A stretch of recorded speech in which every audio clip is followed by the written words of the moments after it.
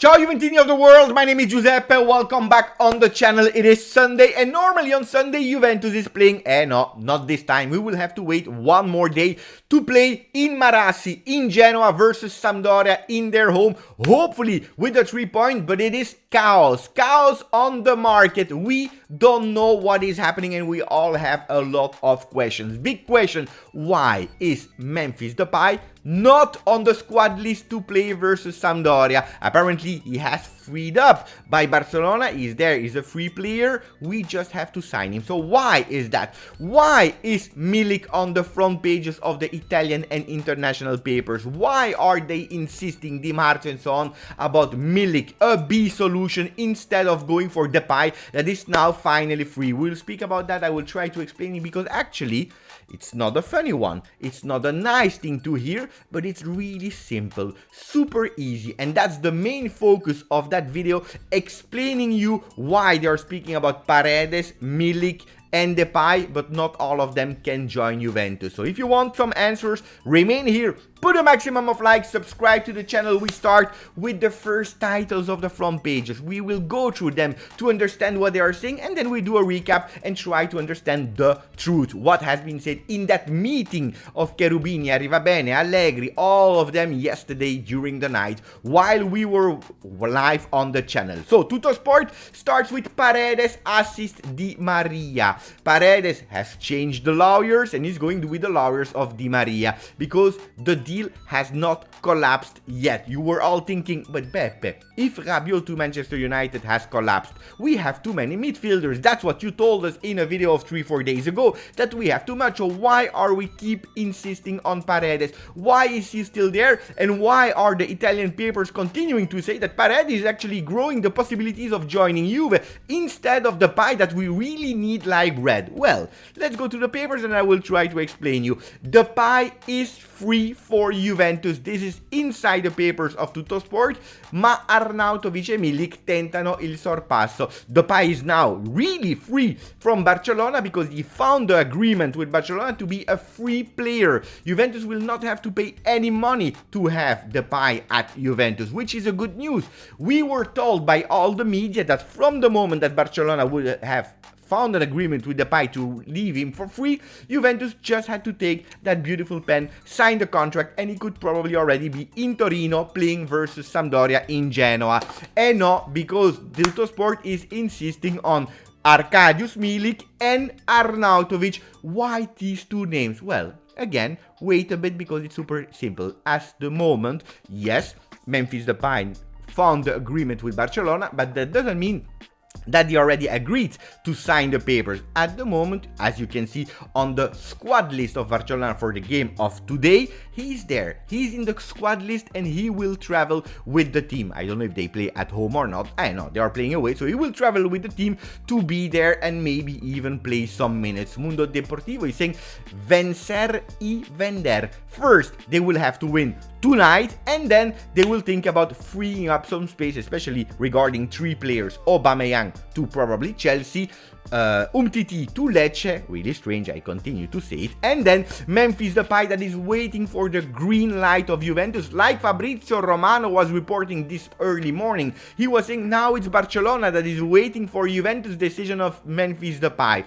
He has an agreement on the contract termination that is ready with Barcelona since yesterday, since Saturday, but now he will only proceed to sign when he have the agreement with his new club. Fabrizio Romano is not saying Juventus because there are multiple options also for Depay. He's waiting. Let's see. So now Mohamed El Shahali, our friend El Tactico, was also speaking in a tweet of a thread of 3 tweets about Milik. Why?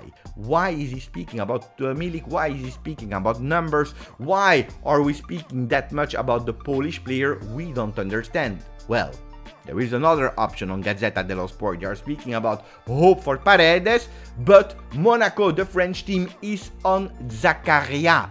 They want to buy him, which would be a big profit with Juventus and some savings in a salary, because we know that our friend Adrien Rabiot is not there. So now, after nearly 5 minutes of video, I will try to explain it the different options of why Juventus is not able to sign and Paredes and Memphis Depay. You know that with Arriva Bene, we have a clear strategy.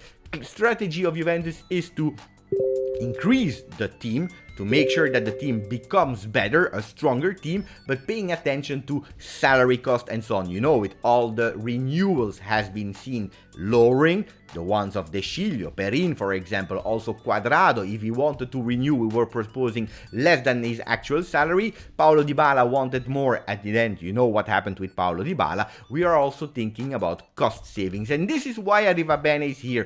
Pogba wanted to join, it's fine, it's good, but lower salary as the one that you had at Manchester United. So, ideally, it would have been earning 20 million euro for the sale of Adrien Rabiot to Manchester United, saving a lot of money, and you will see all the numbers that I am showing you in that Excel spreadsheet are calculated not on the value of the player, but calculated on the actual salary or the salary that they are requesting.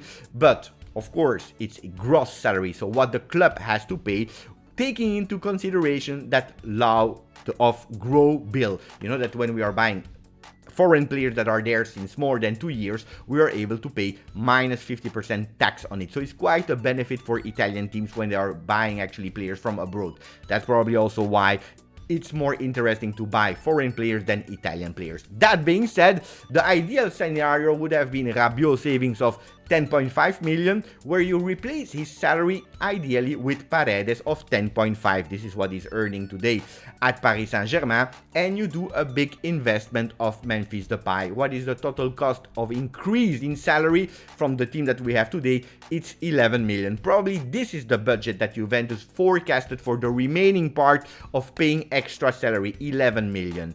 Now, Rabiot said no to Manchester United, or Manchester United said no to Rabiot to have Casemiro. So the impossible scenario, if we are thinking about Zakaria leaving, is saving 4.5 salary on Zakaria, that is earning net 3 million. It's not a lot to spend that money on Paredes plus Depay. This is what people are asking today. Beppe, buy both the players, Paredes and Depay. It's impossible because your salary mass will increase gross with 17 million on top of all we have today. And this is an impossible scenario. That is why Juventus is not able to spend that money on signing both players. So Juventus is also thinking about the B striker. Why? Because if Zakaria is leaving, his salary will be replaced easily by a player like Milik. B striker that will not be a starter. He will be there to make sure that Vlahovic is able to rest, and we replace the salary from one with the other. It's a zero operation, and the big investment is for Paredes in the midfield, loaning out Rovella, and you're solving that regista role. You're solving actually one of the mezzalas because Zakaria goes out and Locatelli can play as a regista or to sub Paredes when he's not able to play, or he can play as a mezzala on the right side with Pogba on the left. Can be a solution to have that B striker when you are not increasing that much that salary mass. You see it, 11 million.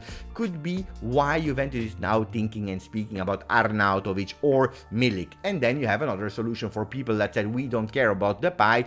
Maybe we have to keep Rovella and going all in for Depay. So Depay 11 million salary, only him, because he's requesting 7.5. This is actually an increase on what he has now at Barcelona. At Barcelona he has 5 million net and he's asking Juventus to have net 7.5. A lot of explanation in numbers, but the most important for you is if you are looking at all these names, look at the lower rank and you see 11, that is possible, 17 impossible, 11 for a B striker is possible, or only Depay with 11, that is also possible. So speaking about all these kind of things, you know that it's impossible today, even if you sell Zakaria, to sign Paredes and Depay. Choices will have to be made. What will it be?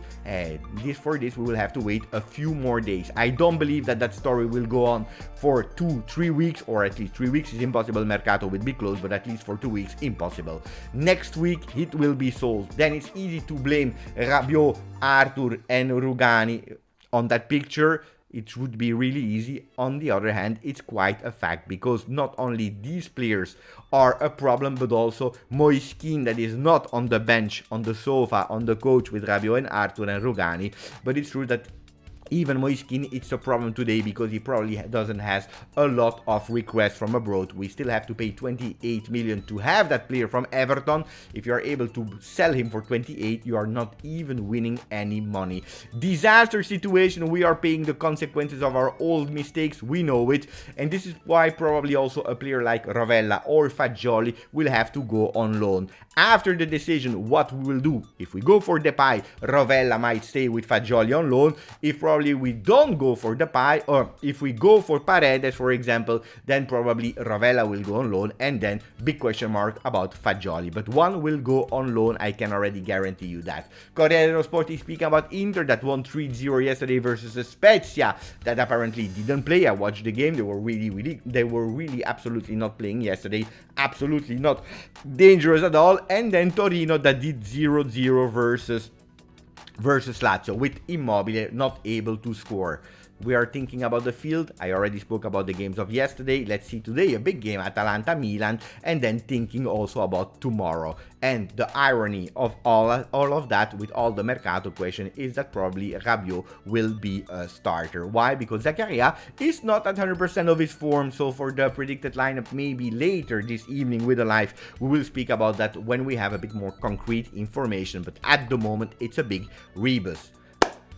It was a difficult video with a lot of information, with a lot of numbers and so on and so on. I tried to explain you as good as I could why Memphis Depay and Paredes couldn't join simultaneously except of a last minute miracle. What is that miracle? Arthur going away, Rabiot finding a team, or a big other sale from another player. Let's see what will happen. Grazie for following the channel. Thank you, Forza Juve.